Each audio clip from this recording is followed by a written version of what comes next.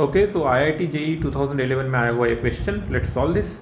Domain निकालना है, sine inverse of 8 into 3 to the power x minus 2 upon 1 minus 3 to the power 2 into x minus 1। इसकी ज़रूरत पड़े ना पड़े, लेकिन देखते हैं। डिनोमिनेटर 0 नहीं होना चाहिए, इसके लिए यहाँ पर केयरफुल ऑब्जर्व करो। 1 माइनस 3 टू द पावर 3 का पावर अगर 0 हो गया तो डिनोमिनेटर 0 हो जाएगा, इसीलिए x का वैल्यू 1 नहीं होना चाहिए। ओके, लेकिन जब साइन इनवर्स की बात आती है तो उसका जो आर्ग्यूमेंट है 3 to the power x minus 2 divided by 1 minus 3 to the power 2 into x minus 1, ये जो वैल्यू है ये 1 और -1 के बीच में ही होनी चाहिए, तभी आप उसका साइन इनवर्स निकाल पाओगे।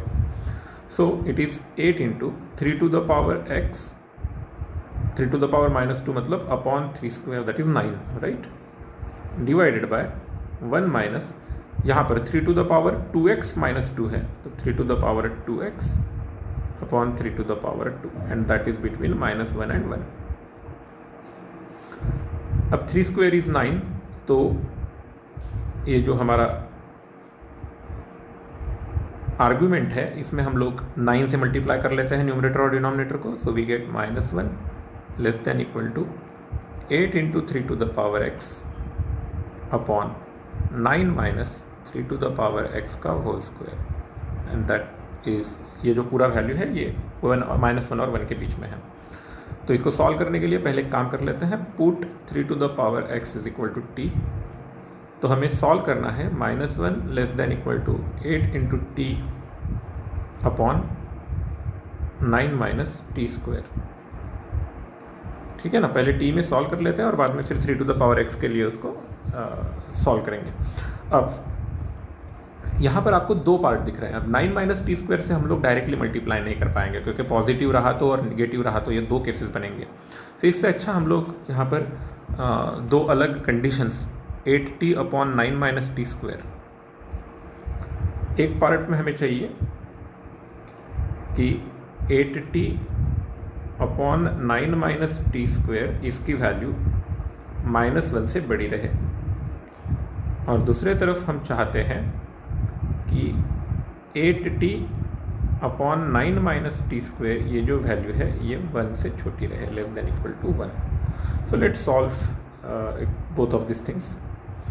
तो यहाँ पर it will be 8t upon 9 minus t square plus 1 is greater than equal to 0।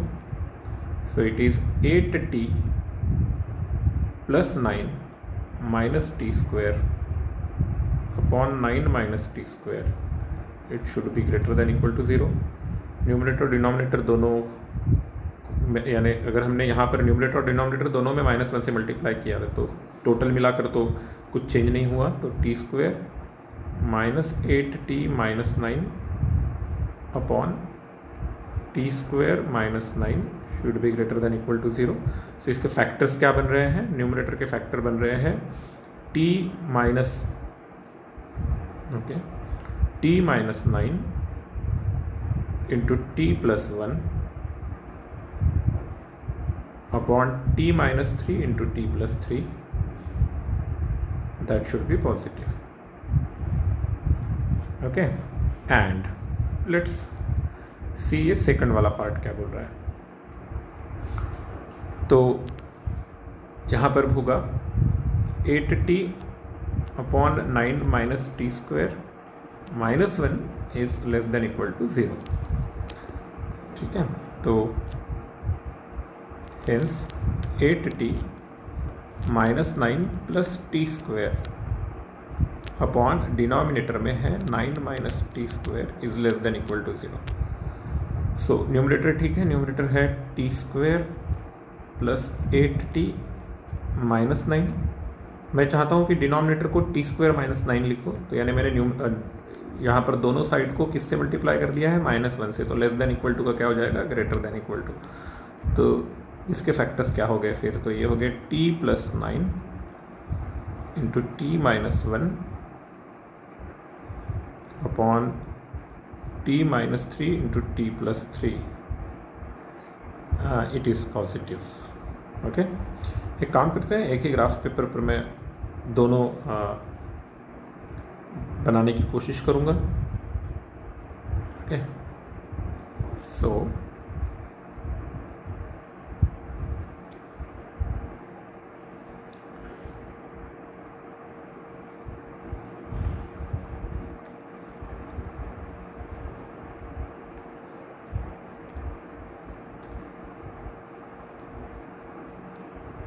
अब इतना प्रोपोर्शनेट नहीं है हमारा स्केल, कोई ज़रूरत भी नहीं है। जो इम्पोर्टेंट वैल्यूज़ हैं हम लोग उसके बारे में देखेंगे, ठीक है। सो फर्स्ट ऑफ ऑल 0 की भी कोई ज़रूरत नहीं है यहाँ पर वैसे।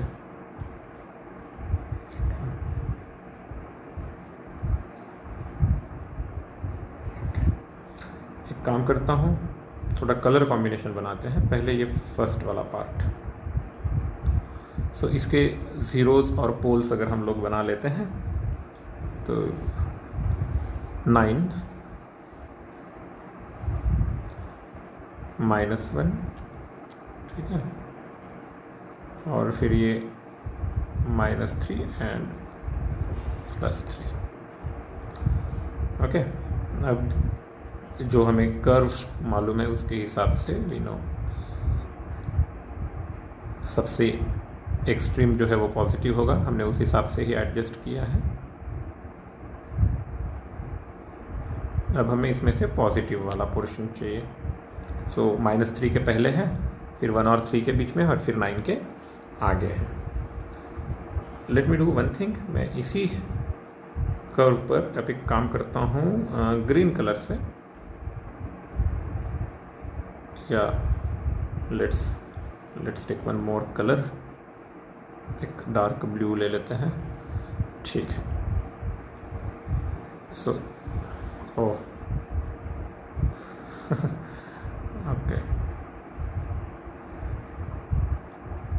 चलो, तो ये कलर से इस पर्टिकुलर को ये करेंगे। तो यहाँ पर आपके पास है 1 और -9 और फिर -3 और 3, -3 और 3 तो है, ठीक है। तो इसका ग्राफ कैसे बनेगा? सो ये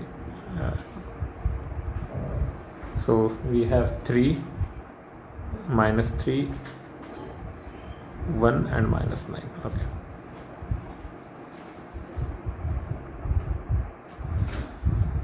अब आपको ये देखना है कि दोनों कलर्स पॉजिटिव कहाँ पर है। और एक इम्पॉर्टेंट चीज़ तो ये हो गई कि 3 और -3 तो छूट गया बिकॉज पोल्स है, डिनोमिनेटर 0 हो रहा है।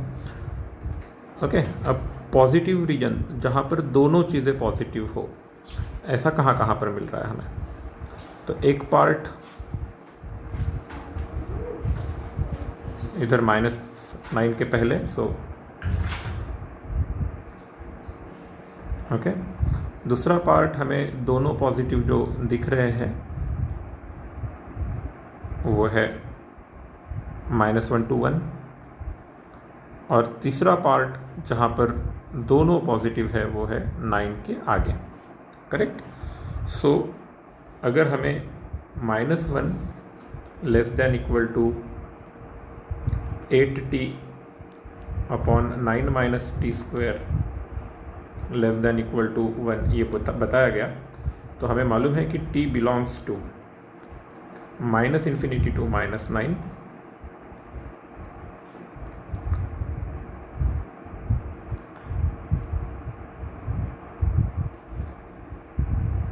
यूनियन, फिर -1 to 1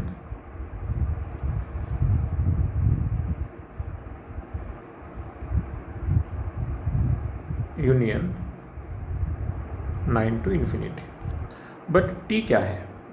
t है 3 to the power x। अब आपको मालूम होना चाहिए कि पॉजिटिव नंबर का कोई भी पावर x रखे है तो उसकी वैल्यू निगेटिव नहीं हो सकती, right. So 3 to the power x की वैल्यू जो है इट इज़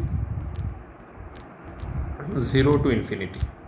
तो अगर मैं ये कॉम्बिनेशन यहाँ पर लगा देता हूँ तो हमारे पास ये जो इनइक्वालिटी थी 8 into 3 to the power x upon 9 - 3 to the power 2x, okay. तो ये value 3 to the power x belongs to, ये लेस देन इक्वल टू 1 और -1 और 1 के बीच में होने के लिए 3 to the power x belongs to, so we have 0 to 1 union 9 to infinity. Okay, hence x is equal to क्या रहेगा अब, सो